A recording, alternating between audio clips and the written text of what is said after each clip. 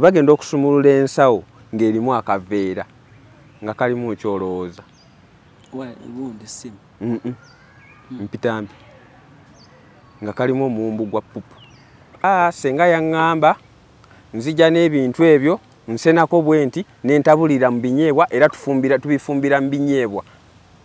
Naawe nedda. Tuli mu bizinesi ng'abantu bangi tebaagaliza. Ng'abantu bangi tebaagaliza. Nze nina omusajja eyanyumizaako yaŋŋamba nti yayina bakasitoma be but time yatuuka nga bakasitoma be bajja ne banoonya edduuka lye ne libula naye nga weeriri ng'ate baba baakamala okusuubula ewalala katugeze oba nga bwe nakusanga nega Alani leero okoze otya nogamba ajo obwedda nnoonya edduuka lyo limbuze tuli wali nagamba awo nazze nga ndabamu ngoye ng'edduuka oli taliraba. Kyagala okuŋŋamba eddogo gye liri mu bizinensi lingi. Eddogo lingi mu bizinensi. Waliwo abantu abamu nga balungi nnyo mu kukozesebwa. Nga mulungi nnyo mu kukozesebwa ng'ali under command. Nga ne bw'aba alina ssente ezifaanana zitya ye nga ye tasobola kukola ki? Tasobola kwekozesa, tasobola kwestandinga nti asobola okumanaginga ssente zakola ki? Nkwanjulira ekizimbe Yucha Heights ku Ntebe Road kuliko ekifo abaana we bazannyira ekiri munda giyite indoor kibayita Yucha Kids Paradise. Ekifo kiri safe ate kya mulembe nnyo era buli muzannyo gw'abaana mweguli. Kuliko Yucha Kids Corner edduuka ly'engoye z'abaana omuli buli kalonda yenna omwana gwe yeetaaga okwambala okuva ng'akyali mu lubuto ow'olunaku olumu ayavula atengerera atambula okutuuka waakulira taata ne maama basuubira okuzaala. Yucha Kids Corner ebintu by'erina sizoni eno birungi nnyo era buli mwana kye yeetaaga bakirina ate nga ku bbeeyi ensaamusaamu. Ekizimbe kino kiriko ne hotel gye bayita Yucha Hotel and Suites. Erina ruumu ez'omulembe nnyonjo ate ng'abakozi bafaayo nnyo. Abagole mujje mufune obulamu obupya ku Yucha Hotel. Tuli wano ku Entebbe Road. Bw'oba ova Kibuye tuli opposite Book House awali Zion Offices. Ate bw'oba ova Entebbe tuli Kibuye nga tonnatuuka ku mafuta ga Total. Kuba ku ssimu 0743 92 17 61 oba 0765 52 00 38. Jangu otulambuleko ozuule ekipya. Kumukutu kwetuli cruise exclusive Land Cruise gemanya nyongero banirizaako era gye musizidde okubanga ate mutulabira. Twatudde ddano Kabira Makindye Forest Park wetusinzidde okubanga tukuweereza mbeerawo ne Haji Musa olunaku lubeera lwakutaano program nenjibawa ku weekend wotulawo nano okubanga ate oginyumirwa olusi tugikola ku Lwokuna naye nze njibawa ku weekend kubanga mba nsuubira byayogera ne information gyatuwa oba oliawo twetaaga okubanga tugiwuliza ku weekend nga tuli awo emirimu gitambula bulungi nnyo bannange. Haji Musa olyotya? Assalamu alaikum wa rahmatullahi ta'ala barakatuh. Wa alaikum assalam wa rahmatullahi wa barakatuh. Lero ngoyine vibe lya yani na vibe nene nnyo bantu bansonyiwemu naye ndi musanyufu okuba nti ebintu ebimu byoyogera message ena abaana b'oku TikTok abamu batandise ogifuna nowankubadde oba oliawo abamu bakomentinga mu ngeri omanyi Abannayuganda tebamanyi kuwakana. Abannayuganda bamanyi okuvoola kwe bayita okuwakana nti omuntu ayogera ekintu instead of gamba awo sikkiriziganya naawe oli mudongo ali akati oyo musiru. Mulaba Alan singa omuntu ajja ne facts okitegeera kati nze wemba njogedde ekigambo nolabanga gwe endowoozayo experience yo n'amagezi yo tegakwatagana na kyenjogedde just bring facts. Obwonvumu oba tolina kyokyusizza kati oli wajja n'agamba nti ono mudongo kiba kitegeeza gwoba osoose okubeera omudongo okitegeera because first of all tewategedde kyenayogedde what was the basis nakijja kuki nga waliwo kenalaba omuntu eyagamba nti omuntu agenda okugamba nti sasula zino olede sente ze ziba zikoze eki ezagula ziba zivudde ez'emmotoka. Yes onayogera ku topic y'emmotoka naye omuntu ne yeerabira nti omuntu ali mu busuubuzi ye agenda okukuba ekibalo kye nga kikoze eki kakati gwe wongamba nti emmotoka osasulako 20%. 20% is not even taxes. Okitegeera nti osasulako 20% ne bagikuwa n'ogenda nayo bw'ogikuba ekigo nga wakagifulumya omuyindi agenda compensating atya sente ze okitegeera for instance emotoka noba ugenze ne bakugamba nti emotoka eno ya milioni 6 ne bagamba sasula 2 ezo 2 goba tomanyi yagisuubula mmeka alina nokuba yabbanzibe ngi Japan yabbayo nzibe omuntu kyekikuweesa omuntu kyekimukuweesa emmotoka no gamba nti cruise emotoka ya milioni 7 mpaka 3 otwale jagendo teeka ku luguudo jokakaza nti motoka nze eddanga eddidda waliwo yangamba kunangamba nti motoka eyo gira buli lwogiteeka mu booti ekisumuluzo eya karedi nambuza radio manyi kyekitegeeza nti danger musaayi kati okwate ssente ezo zonna oziwa omuntu alani nedda buli omu alina entegeera ye naye eyo yentegeera yange in fact oli ayinza n'okugamba emmotoka gisasuleko 20% oba nga agigambye milioni 4 nagamba bwompaako 10 ogitwala ng'emmotoka eyo yagisika ku muntu mulala okitegeera ng'oli yali yagisasula n'alemererwa ogimalayo n'agisika n'agizza because abayindi basika ne bwaba kubanja milioni 2 ng'obudde bwe yakuwa buweddeko agisika n'agipaakinga okitegedde kyekyo nakugamba nti bw'otandika oyimiriza abantu abali mu kkubo n'obasaba logo book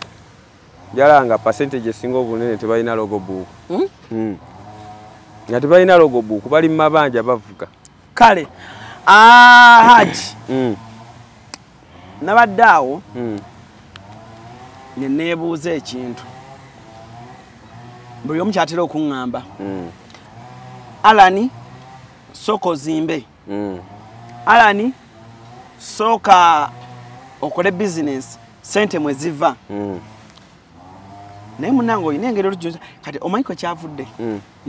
nafunyemu awo obusente juzi wano obubwo nga buŋŋamba sooka ozireke ku akawunti kati nga namukwano gwange ŋŋamba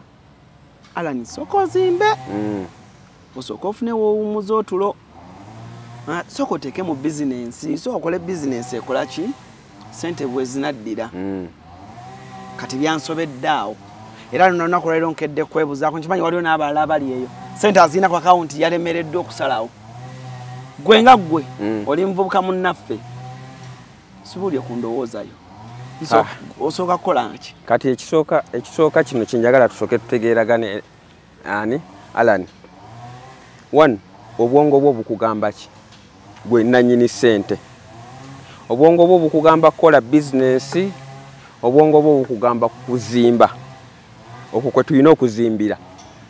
kati gwe ssaawa zino sooka ombulire gwe sente ezo ze wafunye ekyamangu obwongo bwo bukugamba kola ki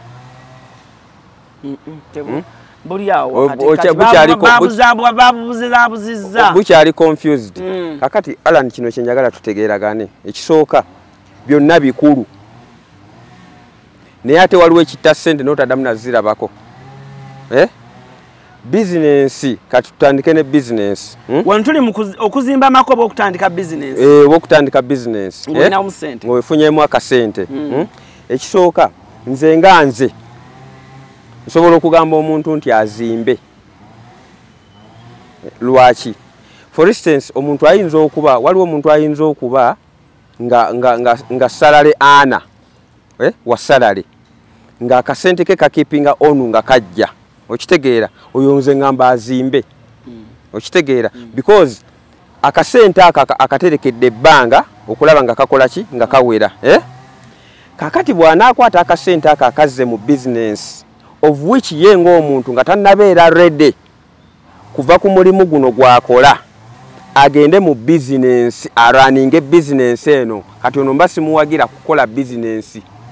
because twagamba twali twogera ku business nti business ebimu kubifuga business bwe budde bwogiwa era ne tutuuka next egamba nti omuntu yenna bw'oba toli ready kubeera mu business ekisingako bulungi butagikola ekijjukira ekigambo ekyo ne tugamba nti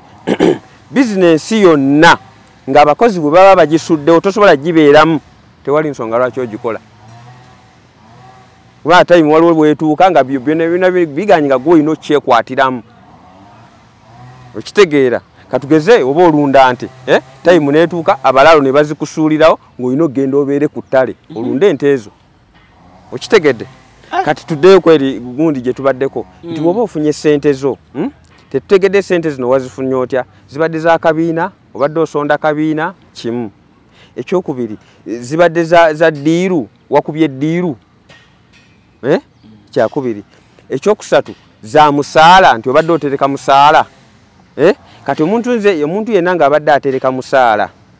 ng'abadde atereka musaala n'atereka omusaala gwe oba okumala omwaka mulamba nze ngamba asooka azimbe because akyalina omulimu wajja ssente okuzimba yes kituufu tekuzza ssente naye enziza gye kuzzaamu ssente zezo ssente zogenda okulekerawo okusasula mu bupangisa nze we nategerera omugaso gw'okuzimba bwe twayingira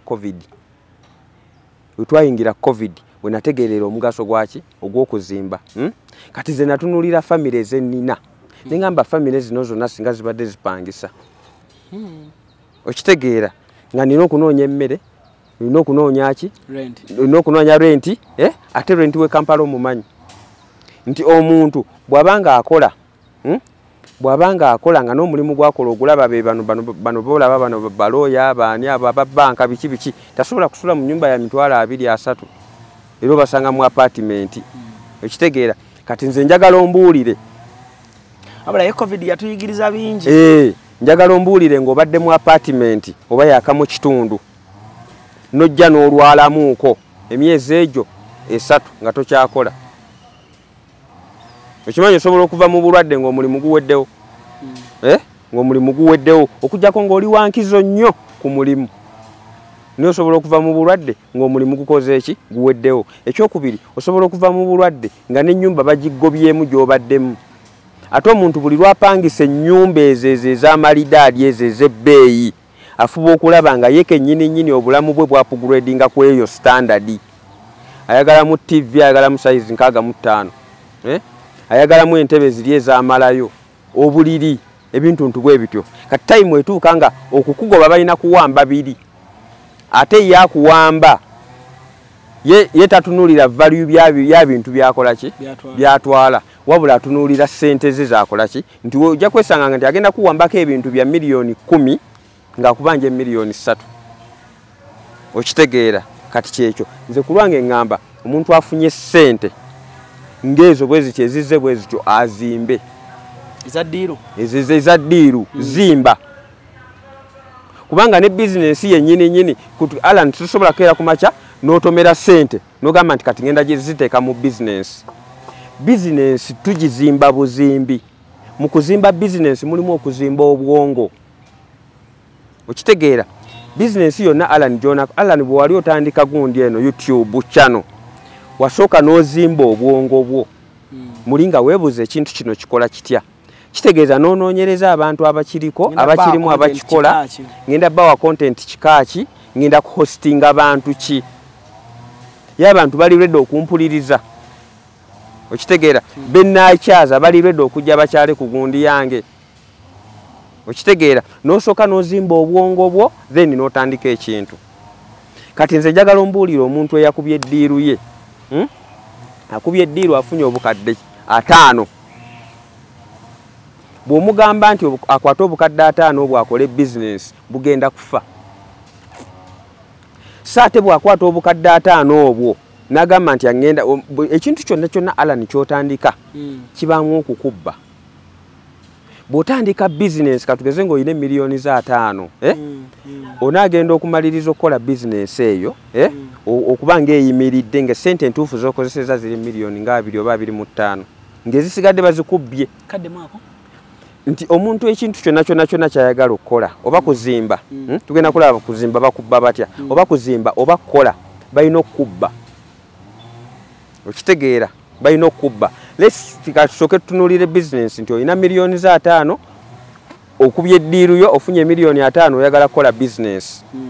bagenda kubba batya ekisooka first of all business gy'oyagala okukola togibaddeemu togibaddeemu nti oba obadde ogibeeramu n'olaba bwetambula n'olaba bwe basuubula n'olaba biki bye bagula kati business nga business yennyini togibaddeemu ekyokubiri first of all okufuna ekirowoozo nti kati kankole business eno ku ssente ezikutomedde kubanga ezo tubala nti zikutomedde okutudde eddiiru yo mubadde muli awo wabadde wabatunda ekitaka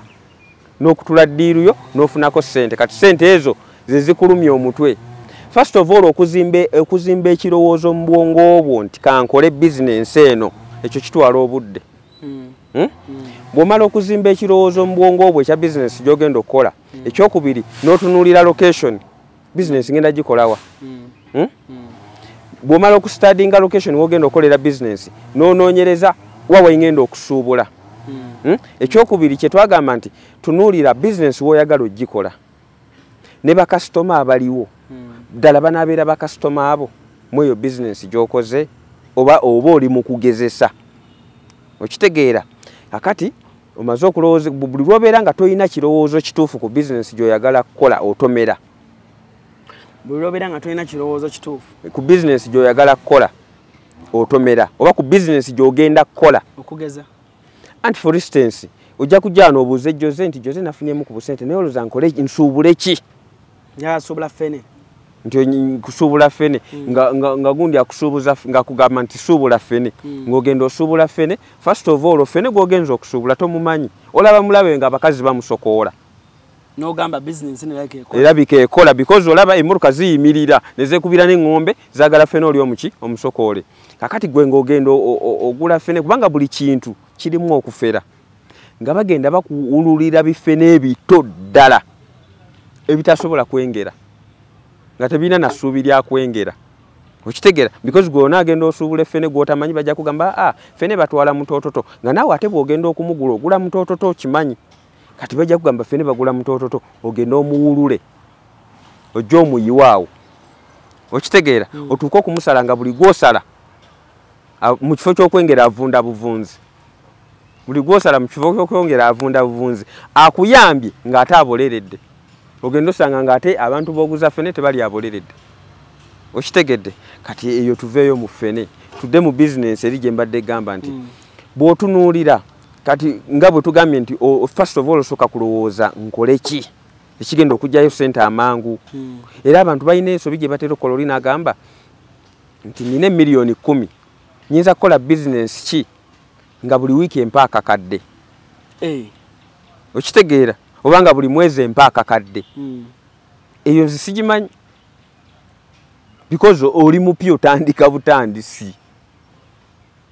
Otandika butandisi kati how sure are you? Nange nojuzi wannakirowozezza. Nti ogenda kola business ekuwa kakadde buli mwezi.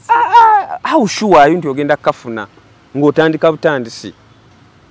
Okitegeera jjukira mu kutandika first of all woba otandika osuubula ebintu by'osuubira nti abantu bagenda kubigula. Abantu ne batuuka ku bintu ebyo nga si bye bagula. Lesi oli mu byamasannyalaze n'osuubula ng'omanyi nti kati ebyamasannyalaze bino byensuubudde abantu bye bagula. Gwe n'ogamba nti nze ngenda concentratinga mu origino. N'osuubula origino n'omuleeta n'omuteekawo ng'abantu bamanyiira fake. Ng'omuntu yamanyiira nti nze ne wengula kapakoleeta ne kakukolerayo omwezi kimala. We kanaakolera omwezi nga nfunye sente ezireeta akalala. Kubanga bw'ogenda otunda origino si bw'ogenda otunda ki dupe. Okitegeera kakati bwe tuddayo ku ziri sente ze wafunye osooka n'omenyeko obwongo okumanya ki ky'ogenda okukola. Okitegeera ekyokubiri bw'omaliriza ekyo kati okay fine bakugambye nti ogenda kukola kino. Ekiddako kwe kumanya wawo okisuubula era bakisuubula batya.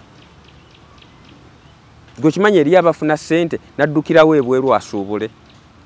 nga tamaze kutegeera nti Kampala ekyo kyennyini bakisuubula batya. Ate ekyokubiri n'atuuka ebweru n'asanga baasanze ebweru n'atandika okubabuuza mulowooza nsuubule ki ekinaakola. Okitegeera abuuza abantu abakyamu mu kifo ekikyamu.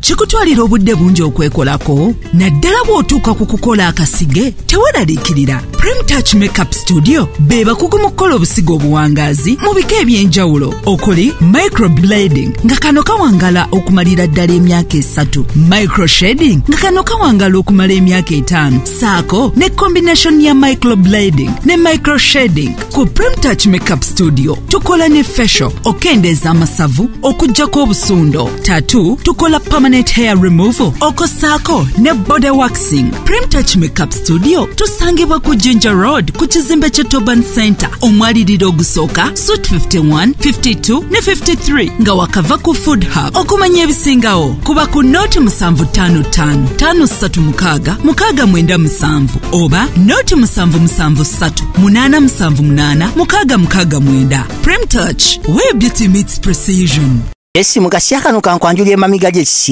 abakola emiramu education gadgets zonna mu Uganda balina tablets z'abaana zonna mu bikanga Samsung, Apple, Origimo ate nga balina n'esina keyboard. Balina ebimotoka by'abaana, ebimundu, essaawa, bags z'abaana, bottles, container ng'ogasseko ne building blocks. Balina headsets z'abaana, balina smart watch zonna ate nga ziri Origino. Balina wireless charger ate nga basisinkanibwa wali ku Pioneer Mall edduka li PA11 ate ng'osobola bakubira ku 0703 69 69 04. Gambye ekikwasagana education gadgets zonna oyina kwekwata mami gadgets kubanga yasinga.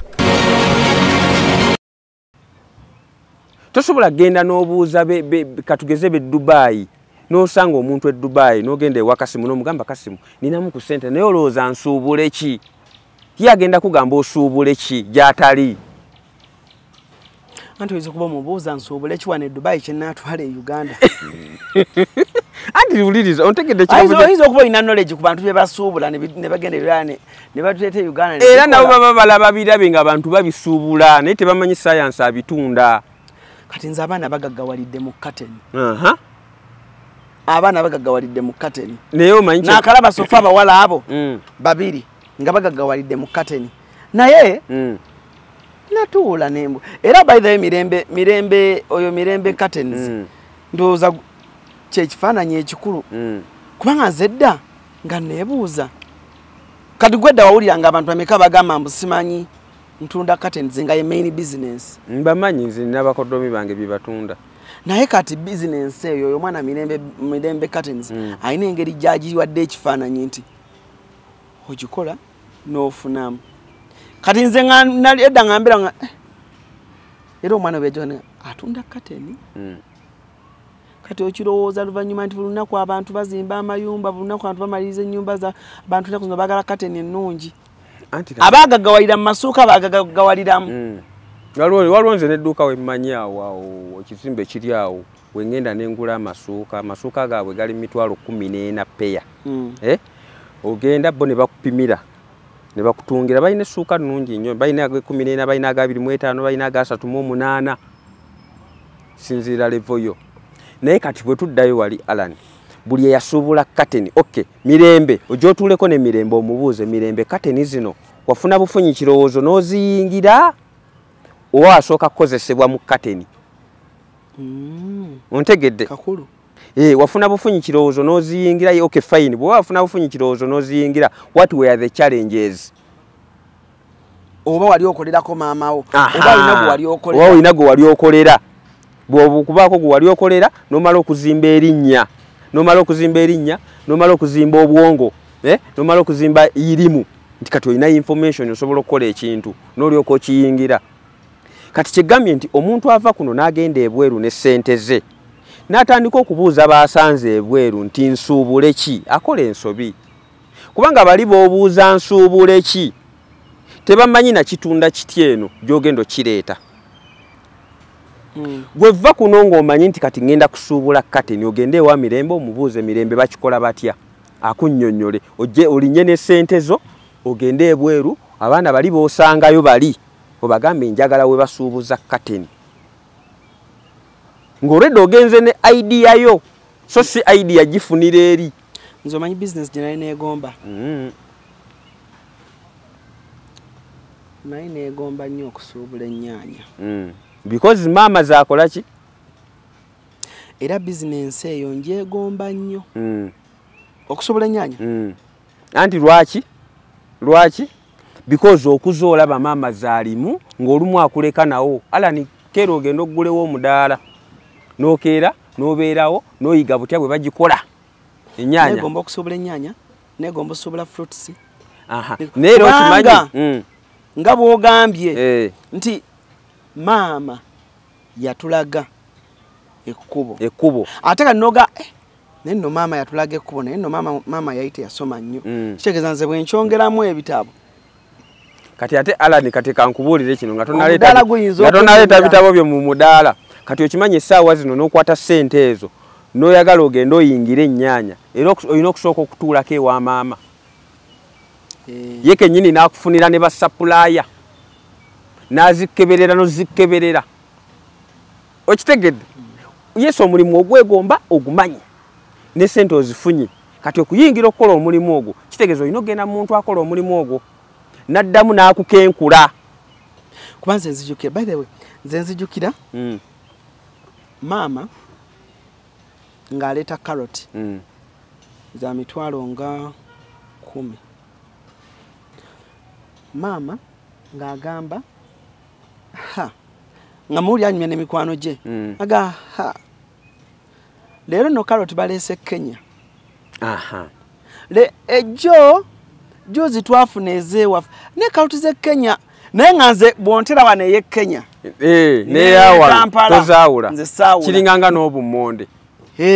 okimanyi kati obummonde babwawula simanyi kisolo kabaale waliwo n'obwe Kenya naye kati gwe tosobola bwawula butegeera kati nze bwe nsobola okwawula nsobola kwawula bwe Kenya n'obwawano sobola bwawula but nsobola okumanya nti buno bwe Kenya because obwe Kenya nabugulanga mbumanyi kala yaabwo yaki yanjawulo okitegeera era imwekyo mwe nayigira nti wato obwo obwegundi tebuwooma mmere obwe Kenya buwooma chips kati kati ate kitututte ovudde eri ogambye chips zikola ofunye akammonde kakola ekimere kati era bwe tuddayo mu restaurant nti gwolabye obummonde busanze obwa layisi bw'oyagala ogule naye nga mu mmere tebuwooma tomaze kwebuuza okitegeera adde nnyumya ne mukyala wange yanyumiriza akaboozi yakolako mu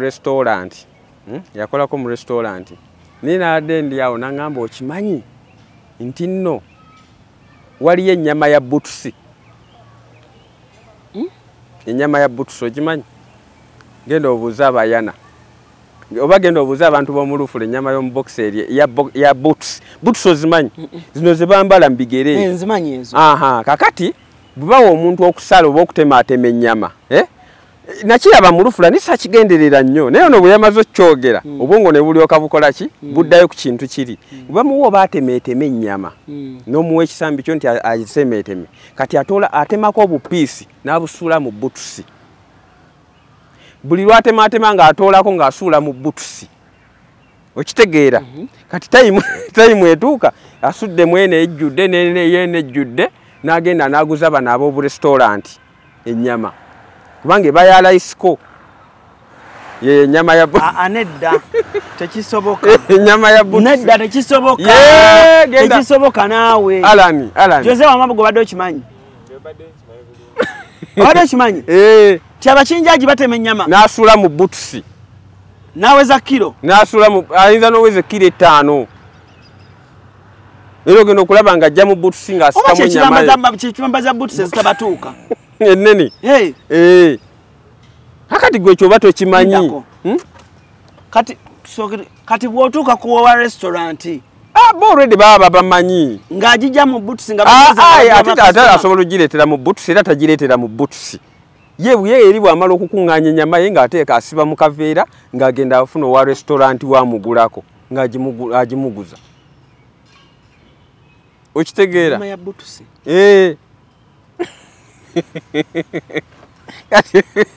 gwe gusoose kiwulira nze nalabako ng'asuula ennyama mu butusi naye sitakifaako nnyo obwongo tebwakisika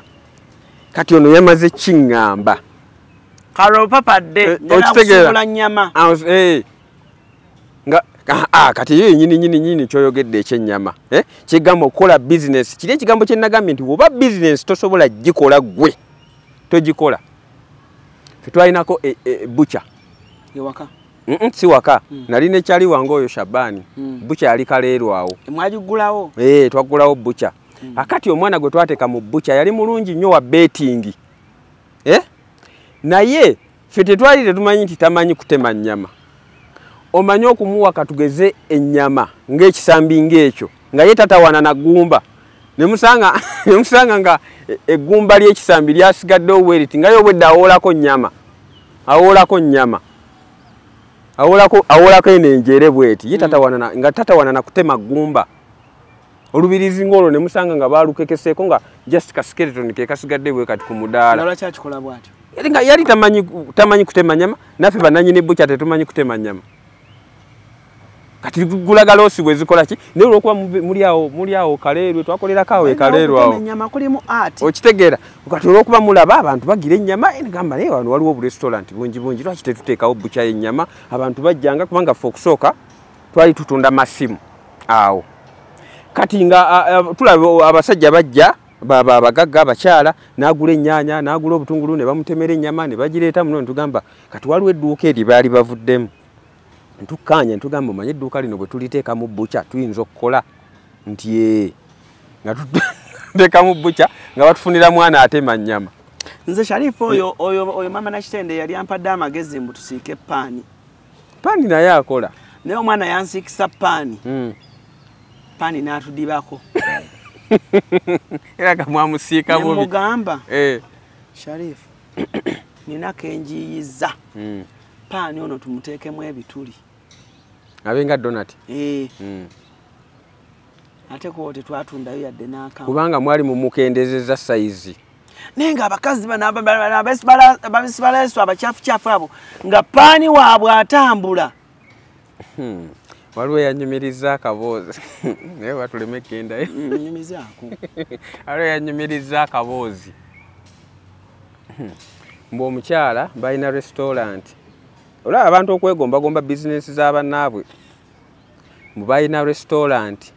bwe babeera ne restaurant naye nga batunda nnyo ng'abantu balya mu restaurant eyo emmere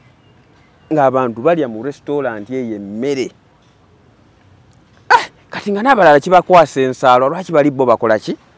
batunda nnyo emmere naye mbu waliwo olumu omuwala omu essimu ye yabula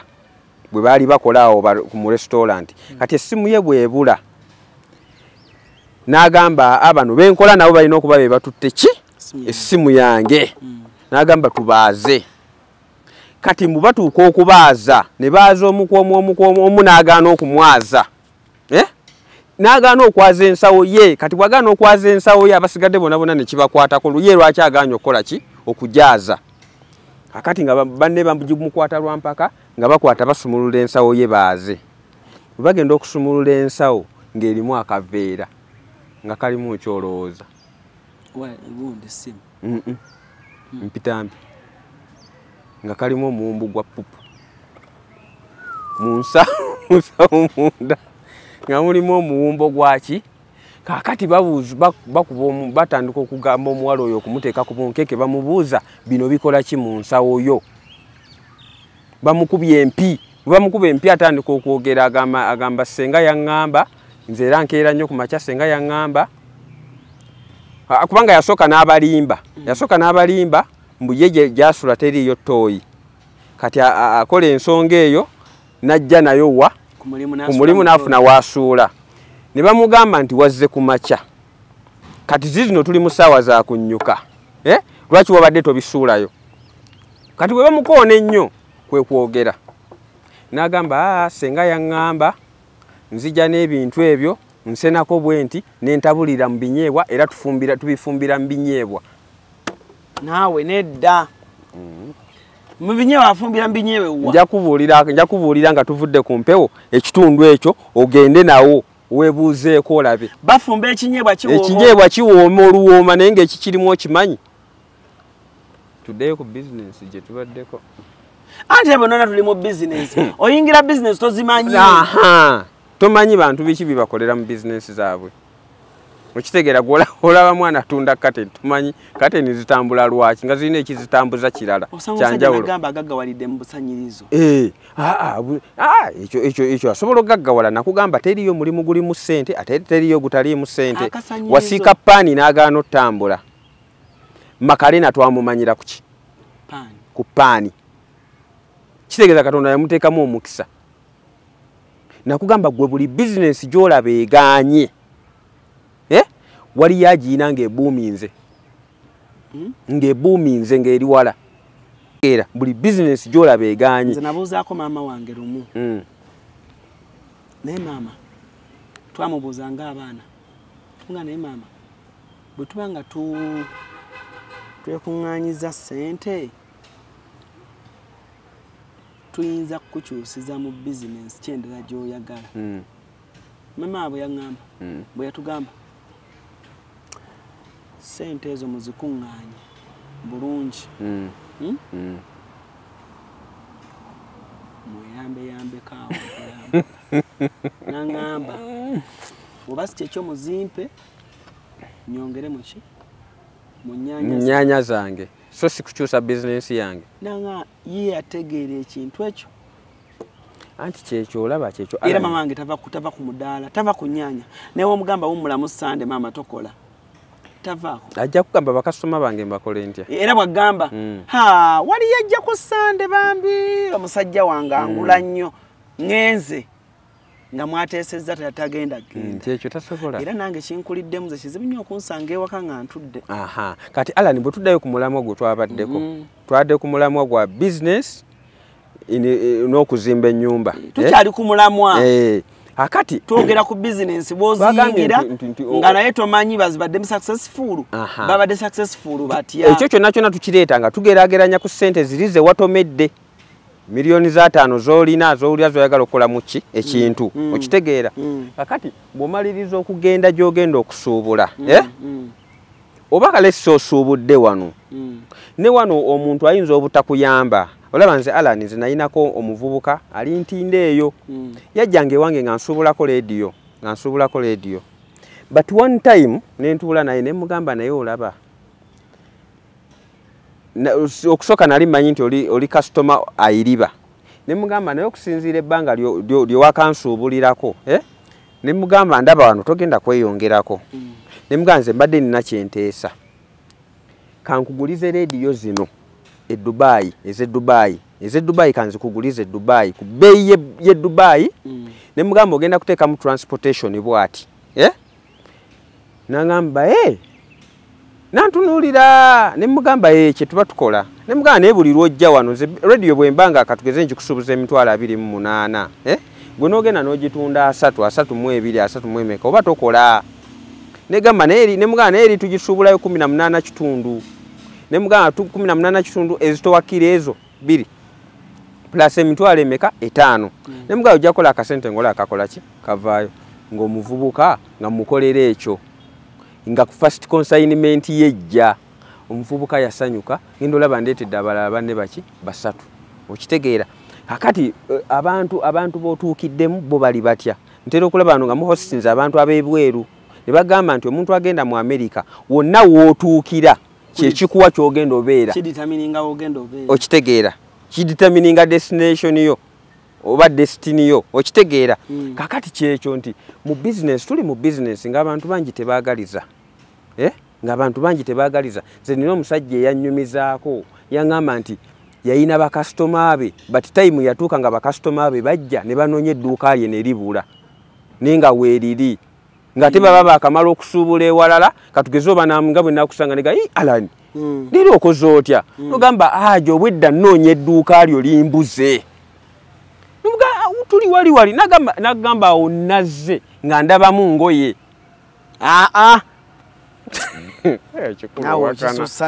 ekikulu owakana mbe omuntu najja ku dduuka lyo ng'alaba birala nga dduuka mwena mutunda amarediyo ye gundi y'amarediyo omuntu najja ku dduuka lyo F45 ekyo sigenda kiremerako nja kuba nga alimba kokirekera abantu ekyo kankirekaawo comment section ejja kubulira era waliwo kye nayogera wano n'owakana comment section nemala nekukakasa ng'edduuka oli taliraba. Kyagala okuŋŋamba eddogo gye liri mu business lingi eddogo lingi mu business gwe togendangako mu maduuka g'abantu ng'olengerayo obuntu bwe batulimbye obuleebeeta Onoonye ekifo eky'omulembe w'oyinza okuwummulirako ate nga kisangibwa ku lubalama lw'ennyanja. Winslow Luxury Suites. Kino kye kifo ekikkakkamu eri gwe anoonya w'oyinza okubeerako okumala ennaku entonotono oba ekiseera ekigere ng'olinga ali ewuwo. Kino kye kifo kyokka. Tulina amayumba agalina accommodation ey'omulembe nga mulimu ebisenge ebiwerera ddala 2, sitting room, modern kitchen, dining, closet nga z'obulungi, ssaako toilet n'ebinaabiro. Ebisenge byaffe birabika bulungi nnyo omuli ebitanda ebya queen ne king size. Ekiseera kyonna ky'omala ng'oli naffe tufuba okulaba nga tufuna kutaataganyizibwa kwonna anti tulina standby generator, wifi ne DSTV ssaako ne laundry services. Tulina n'emmotoka ez'omulembe okwanguyizako mu by'entambula era nga tusobola okupikinga okuva wonna w'oli ne ku kisaawe erimu abava ebweru wa Uganda. Winslow Luxury Suite tusangibwa mu Jomai Estate, Garuga Entebbe. N'olwekyo gwe yandyagadde okumanya ebisingawo n'okubukinga osobola tukubira ku 0752 1 8 oba osindika obubaka obwa WhatsApp ku +1 noti 83 2 noti 3 6 noti 2. GNS Plaza kyekizimbe kati okutambulira zi business kiri ku Old Kampala mu maaso g'omuzikiti gwa Gaddafi. Kuliko amaduuka ne supermarket omuli kalonda yenna gwe weetaaga. Gattako space wosobola okuteeka ofiisi ekika kyonna. Tulinako hoteri amatiribona eya GNS Hotel era nga buli asulayo spa, steam bath, sauna ne massage kw'ossa aerobics byonna afuna bya bwereere. Tulina conference hall omuli screens zigaggadde ne projector. Kale mu abalina meeting z'embaga n'emikolo egy'enjawulo mwe muludde ekifo kigazi bulungi ate nga n'ebyentambula byangu ddala anti tuli ku kkubo. Tulina parking ngazi mu basement ne lift ekwanguyiza obulamu n'owano kusumbukana n'amadaala. Ku GNS Plaza kuliko ne ofiisi za URA gwe wenna ayagala okusasula omusolo luba lutemya lwa liiso.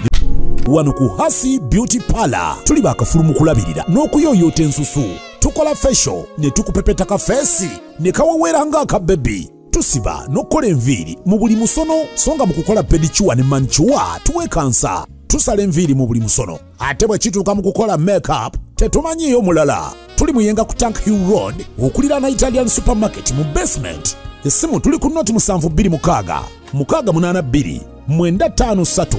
Teweerabira saluuni egenda okujjayo bulungi bwo n'ekitiibwa kyo ye Hasi Beauty Parlor, a world of beauty.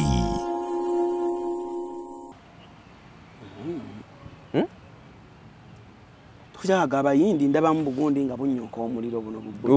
obubuda bwabwe n'agabaddugavu n'agabagana n'osangamu akatengo akaki n'osangamu akatunda mbusimanya atunda ennyo n'osangamu ezo irizi n'osangamu ezo irizi n'osangamu ensiriba sibimanyi byonna. Nakuweereza aka video teweebuzaabuza. Ojjukira ka video ke nakuweerezaako omukazi oli wakampeerezaako omukazi agamba baateeka empitambi ku mulyango naye yabadde akola biki ebyo? Yabadde akola ki? Yadde yeesibye olubugo walulabye agende yeŋŋange. Kati kino wekiba kisoboka akakantu ako kawe producer bw'aba akola editing akateekewo. Yabadde yeesibye olubugo walulabye nga akutte n'egundi agenda akuba bwati ku dduuka lye. Gwolooza yabadde akola ki?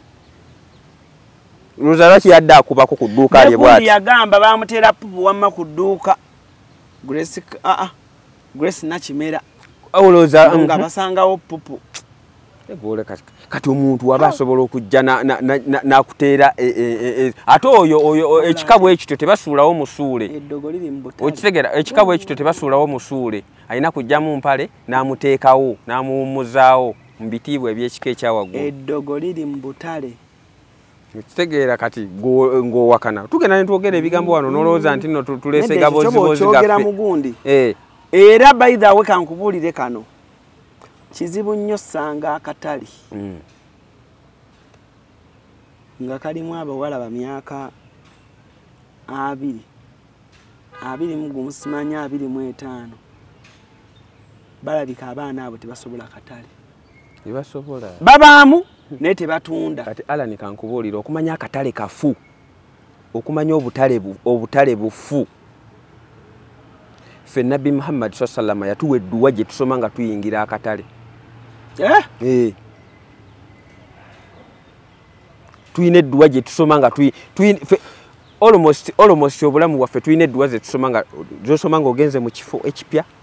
Oyina edduwa gy'osoma ng'oyingira akatale. Oyina edduwa gy'osoma ng'oyingira omuzikiti. Oyina edduwa gy'osoma ng'oyingira ttooyi. Oyina edduwa gy'osoma ng'ofulumya ettooyi. okitegeera akati kyenkugambye nti obutale obwo obulaba abantu bye bakolera mu butale bingi bw'olaba muntu kusimbya layini naye nga ye yamanye ensonga ki yamanye ekyama kye lwaki akola ki lwaki asimbya layini ala njagala tudde ku mulamwa kibuzo kye wabuuziza tukyali ku mulamwa gwe anti kakati labayo side ya business eri wide eri wide anti kati ffe tukoneko bukonyo omuntu ye yenoonyeze ate data yataddeko waki okitegeera omuntu ye yenoonyeze yegireyo anti ekibuzo kyaffe kyabadde omuntu afunye sente azimbe akole business kati tukyali ku side emu gye twekubiridde nga tutunuulidde omuntu ayagala okukola business so se ntunuulira omuntu ayagala soko mukwate yebweru soko mukwate tumanyi kyagamba ajja ku WhatsApp okitegedde tutunuulidde business nti ofunye akasenteko oyagala kayingiza zaala oyo gwe tubadde twogerako tumuyite zaala waffe okitegeera kakati bw'omala okusuubula otaddewo twagala kulaba sente zino zifa zitya ezo zennyini ze wafunye osuubudde by'osuubudde obireese obitadde mu dduuka okoze omwezi ogusooka okoze ogwokubiri okoze ogwokusatu expectation ye egaanye nga bwe wali okikola ki nga bwe wali okisuubira omuntu bw'akwata $5,000,000 n'aziteeka mu bizinensi awulira ayagala ekitono ennyo kale alabeko sales ez'5,000,000 olunaku oba 3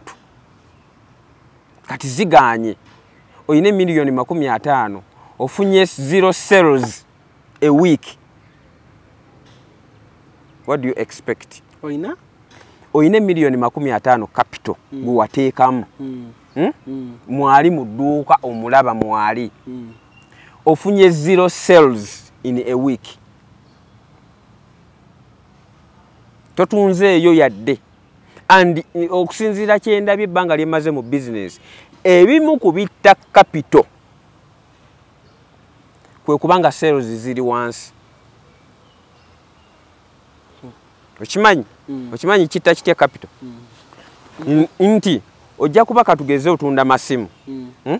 oyina piisi zo 3 ez'amasimu nojja otunda piisi y'essimu emu mu weeks 2 weeks ezo 2 ogenda kuba olyaki kitegeeza ogenda kuba olyeno essimu gye watunda n'okwata weeks endala 2 n'otundayo kale essimu 2 kati weeks endala ezo 2 zigenda okuggwako nga renti atuuse kitegeeza ogenda kukwata zino essimu 2 ze watunda kwolyako kwotambula kwokola ki kwojjanjaba abaana ate renti atuuse era nazo zimalirize nga zisasudde renti kiba kitegeeza mu mwezi gumu wakaluzinga essimu 3 ezo zoba oziruuzinze naye omuntu buli lwabeera nga akola ne bwoba ofuna otugoba tutini naye ng'okola on a daily basis otugoba tuno twe twacumulatinga ne tumaliriza ebizibu byo gwe ng'omuntu ntegedde bulungi buli sales lwe zibeera nga ziri wansi capital yafa because osobola okubeera ne miliyoni ze za 5 n'omalako emyezi 6 gye wapangisa ng'ogenda okugattagatta mu sales z'oyina ng'oyina sales za miliyoni kale newe ziba 10 ng'oyina sales za miliyoni 10 kati ku sales ez'emiliyoni ze 10 oyinako amagoba ga sente mmeka galwaninga emyezi gino 6 gino sequence ogitegeera gye njogerako kati tuli kwoli omuntu yakutte sente za zitadde muki mu business okitegeera kati okyawagira omuntu akole business azze n'atomera sente okyamuwagira akole business atomedde sente nze ndi ku muntu atomedde sente nde bu waddiiru afunye sente kati twagala tukompeyalinga omuntu atomedde sente n'akola business n'omuntu atomedde sente n'azituuza mu nnyumba kangule poloti yange nzimbe ennyumba yange ontegedde bwe tudda ku muntu ow'ennyumba abantu abazimba ennyumba nabo balina ensobi ze bakola zitya nti oli first of all omuntu bw'ayogera $5,000,000 owulira mangi actually $5,000,000 mangi nnyo nga gatudde awo ne bwe kiba 10 nga kitudde awo okitegeera ye lwaki twogerera mu ezo nyingi nnyo twogerere millioni nga 3 because okiriza ntusobola ozimba ennyumba y'emiliyoni 3 neggwa kisoboka katwogerere millioni nga 3 zitujja kuba tukireze nnyo akati Alan tufunye millioni 3 tuina omuntu ayina kapolotike yayina kapolotike afunye millioni 3 za wamu azimbe akole business so first of all conclusion je tugenda okukola wali nti Alan si buli muntu asobola okulwaninga business waliwo abantu abamu nga balungi nnyo mu kukozesebwa nga mulungi nnyo mu kukozesebwa ng'ali under command ng'ate ngati ye tasobola kweyimirizaawo ne bw'aba alina ssente zifaanana zitya okitegeera nga ne bw'aba alina ssente zifaanana zitya ye nga ye tasobola kukola ki tasobola kwekozesa tasobola kwestandinga nti asobola okumanaginga ssente zakola ki naye ng'ate bw'omukwasa edduuka asobola okumanaginga edduuka eryo bulungi nnyo nnyo nnyo nnyo nnyo nnyo neriggumira neribeera successful naye gwe kwata capital oyo yennyini nnyini omugambe kati omanyi Alan tukoze ffenna ebbanga ebintu otegedde we bitambula kati naawe tandika okukola ki nga talina kyasobola okitegeera nga talina kyasobola waliwo omwana yali mukozi wange omanyize wembeera n'omukozi njagala nnyo omukozi nga ava ku ddaala eddala nadda ku ddala akati bino bye nagamba byasse ebbanga ebyo ne mubalira omulimu ogwo nemugamba olaba omulimu guno abaana bagufunyeemu ssente nze mbeera nabo ku nnyonyi mbalaba nambuuza bikola bitya ne mubuulira we bikola ne mukwasa n'abamuyambako ebyo byakkago naye ekyamusuula okimanyi nga ye buli lwayingira e Dubai n'alaba ezo engoye ze batimbye nga ddayo n'engoye nga 2-3 nga yeegulira engoye nga 2-3 naye n'atamanya nti engoye ezo zaaguze atodde ku tiketi ye kati agenda okudda eno okuddamu okubalansinga tiketi nga tiketi kyakola ki atodde ku gundi capital kubanga kati capital waabo tiketi na visa ye capital okitegeera kati agenda okudda capital already yamutodde kudda amuguzeeko engoye oba okitegeera ye ng'alaba nti olwokuba aziramuza n'alaba nga za layisi n'agamba bwe ngenda n'engoye zino e Kampala bazituseera mba mmaze so singa ate engoye ezo yazigulanga ng'ajja n'azitunda ate yandibadde akola okitegedde kati kyekyo kyegambye nti oyo teyali mulungi mu kwekozesa mu kwemanaginga wabula mulungi nga bamumanaginga there are some people who are good nga bakolera under supervision nga balungi nnyo naye nga bw'omutu tasobola kweyimirizaawo kati assuming nti oyo yafunye ssente azikuta aziteese muki mu business waliwo ne yabuuza ekibuuzo nti lwaki abantu abagenze ku kyeyo bwe bakomawo wano bye batandise bigaana ne bamala ne bakola ki ne baddayo because abasinga obungi bo bamanyidde kukozesebwa okitegedde olaba omwana abadde yeekozesa wano bw'agenda ebweru n'akola bw'akomawo asobola okuddamu okwekozesa saate yava wano ng'ali mu bbanka n'agenda ebweru n'akola ne bw'aba alina ssente ezenkana zitya bw'akomawo wano tasobola kwekozesa kubanga ekyo takiyina eyo field tagikola ki tagirimu kati tugende kuwoli ow'okuzimba first of all okuzimba nako bakubba batya bagenda sooka bakubbira material okitegeera nti naddala material for instance ngenda kuwaayo enziba 2 eza bulooka ababulooka abo baba bapanga bulooka balina engeri gye battamu emigongo basooka ne bakupangira omugundi bwe bati ne bapanga bati ne bapanga ne bwe bati ne bakubalira ne bagamba nti wano tukoze 15 wano tukoze 8 ne mumala ne mubala nti 15 ku 8 ndako mukama wange ampita 15 times 8 kiba kitegeeza nti ako kagundi kakoze piece 12 bulooka kati nga mulina okubala okuvaawo paka eno ku mulyango ku tray kati ne bapanga mu kuzimba nkulaga bakubba material ne bapanga line ne basoka ne bakupangira line emu bweti ngejja bweti ne bakulaga nti wano tupanzeewo 2 waggulu tupanzeeyo 4 okitegeera oba kale 15 zirize basoso okupanga wali kati bwe bajja bapanga amabulooka ago muli bajja batta line muli nosanga ngewabadde watambula layini watambuddemu ewadde watambula 8 watambudde 6 ewadde watambule 15 watambudde 12 buli bagenda batta layini ezo ekibalo kikendeera okitegedde kati nze ekintu ekyo nakitegeerera bwe nagulanga material nga ngendayo nenyimirirayo ku mmotoka nenetegereza layini ezo neera ne bwoba ozeetegereza oti era bakubba kati nze bwe namala ozeetegereza nga bazipanze bwe tugenda ne mbagamba trip yasoose buloka zakutuse nnyo zino tuzijjeko na mukono ne bagamba nti kakati obudde sente ebiki abaana abatikula ne bagamba ngenda basasula ne bagamba ate gye tujjako gye tubala twagenda okuzibala nga mbaddewo nga nyimiridde bwenti ng'ebibiri tebiriiko bali bagamba meka 5 10 nga baleese 8 okitegeera nga baleese luki 8 nga tugenda kuba omusenyu abalogo batandise nga tugenda kuba omusenyu ab'omusenyu abo balaba omanyi okugamba nti njagala kiswa ekiswa kimanyi ebeera loole ye yibeera eyiseeko bweti kye bayita ekiswa bagenda ne bajjayo ekiswa kyabwe bulungi nnyo mu kirombe bwe batuuka ku maini nga bakisenako nga bakikubamu ekituli wakati kati gwe n'ogulaba nga gugize bwe guti naye nga wakati gulimu ekituli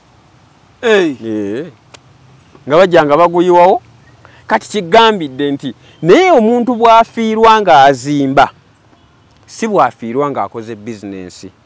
nti kale at least emiliyoni za 3 oyinza okulabako kyolabyeko nga weekiri kiyimiridde nga weekiri kiyimiridde olabako 25 ng'ettaano bakubbye naye ate wano bizinensi nti bizinensi bw'otuuka nti kati mbikooye yenayina gweoyagala obisuubuza obiveemu ayagala kunyigiriza bunyigiriza gw'ogamba omwana oba omuntu ofunyeemu akasente sooka ozimba amaka okuzimba amaka kuli beta naddala ng'obadde toyina kirowoozo kikola ki kikola bizinensi tofuna kirowoozo kikola bizinensi lwakuba ofunye ssente sooka ozimba ekirowoozo kyo onoonye ssente ofunye enjawulo ginjogera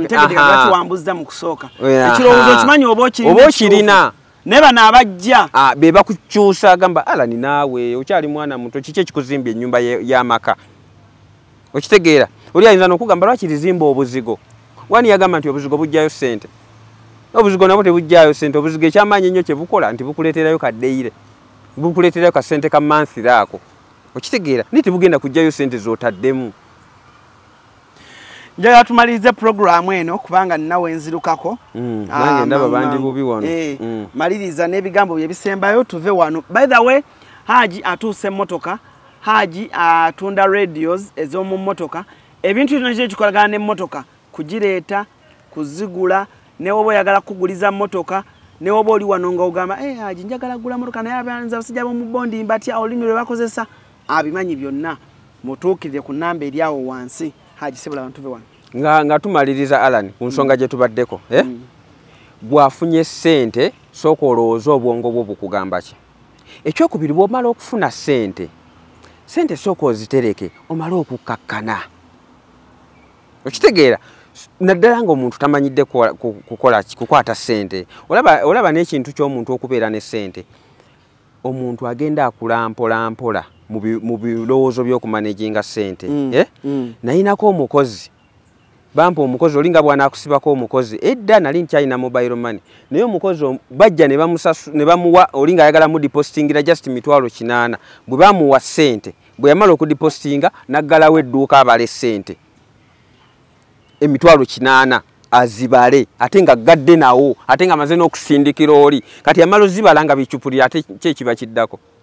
kati kitegeeza nti omuntu Katonda amubuildinga okumanejinga ssente ezo mu phases omuntu atamanyira kukwata miliyoni 10 bw'ozimuwa azitta okitegeera omuntu atamanyira kukwata ssente ne bwe kaba kakadde tasobola kamanejinga okitegeera kati kyekyo nti gw'ofunye ssente zo sooka otereke ssente zo omale okurelaxinga obwongo bukkakkane omanye nti kati nsobola okukola kino kinonyerezeeko ssente zizo why do you rush okitegeera why do you rush tereka ssente zo lowooza ki kyogenda okukola because era osobola okupanikinga bwe kitugambye ekyokuzima n'opanikinga n'ogula ettaka ery'empewo n'otuzaako ekizimbe ne bamala ne bagamba wano wagula mpewo nyumba ne bagimenya okitegeera Alan kale n'olw'ensonga ebyo Alan njagala tukome wano leero kubanga amina kale tweyanze Cruise Exclusive gwe mukutu Alan Cruz gemanya nkola ne Jose Extra ku kamera Sharifu Ogani Deki yona timu nene nnyo okulaba nga tubatusaako emirimu emirungi emulala n'abaana bangi nnyo behind me nabagambye ni mukutegeka dina ya Cruise Exclusive tuweze emyaka 5 ne ba subscriber emitwalo 2 ya tujindiako dina ngenda kubanja teeka nja kuba ntunda ku tables inshallah nga mwe mujja mbanyumize mbanyumize gyenvudde wange mbalagene online ene ekole etya ne business no zikola zitya sagala kusuka kwa nona ko for now msibe bulungi mwera nkwanjulira ekizimbe Future Heights ku Ntebe Road kuliko ekifo abaana we bazannyira ekiri munda giyite indoor kibayita Future Kids Paradise ekifo kiri safe ate kya mulembe nnyo era buli muzannyo gw'abaana mweguli kuliko Future Kids Corner edduuka ly'engoye z'abaana omuli buli kalonda yenna omwana gwe yeetaaga okwambala okuva ng'akyali mu lubuto ow'olunaku olumu ayavula atengerera atambula okutuuka waakulira taata ne maama basuubira okuzaala Future Kids Corner ebintu byerina season eno birungi nnyo era buli mwana kye yeetaaga bakirina ate nga ku bbeeyi ensaamusaamu ekizimbe kino kiriko ne hotel gye bayita Future Hotel and Suites erina ruumu ez'omulembe nnyonjo ate nga abakozi bafaayo nnyo abagole mujje mufune obulamu obupya ku Future Hotel tuli wano ku Entebbe Road bw'oba ova Kibuye tuli opposite Book House awali Zion Offices ate bw'oba ova Entebbe tuli Kibuye nga tonnatuuka ku mafuta ga Total kuba ku ssimu 0743 92 17 61 oba 0765 52 00 38 jangu otulambuleko ozule ekipya